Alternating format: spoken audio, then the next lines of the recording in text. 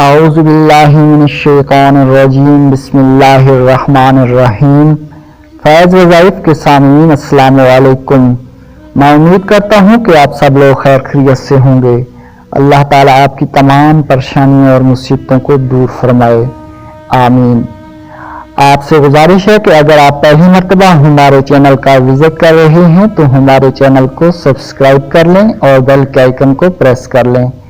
آج کی ویڈیو کا ٹائٹل عنوان تسبیح کے بغیر اللہ تعالیٰ کو یاد کرنا ہے۔ میں نے بہت کوشش کی کہ اللہ تعالیٰ کو بغیر تسبیح کے یاد کروں، لیکن ممکن نہ ہوا۔ بھول جاتا ہوں، دماغ خیالوں کے تانے بانے بننے لگتا ہے۔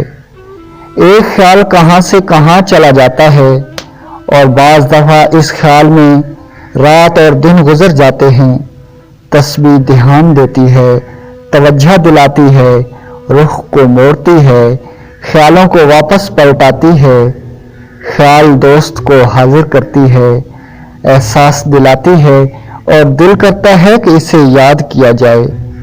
آپ تسبیح پر تو بھی بے حساب یاد کر سکتے ہیں، آپ کسی کے کہنے سے اتنی بڑی یاد سے کیوں اپنے آپ کو دور کرتے ہو؟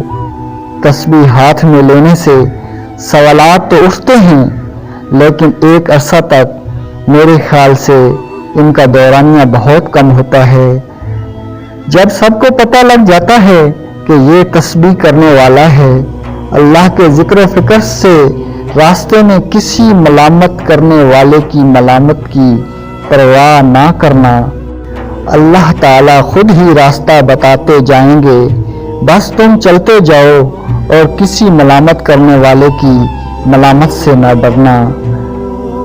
امید ہے یہ ویڈیو آپ کے ذوق کے مطابق بنی ہوگی۔ اپنی دعاؤں میں یاد رکھنا، اللہ نگہبان۔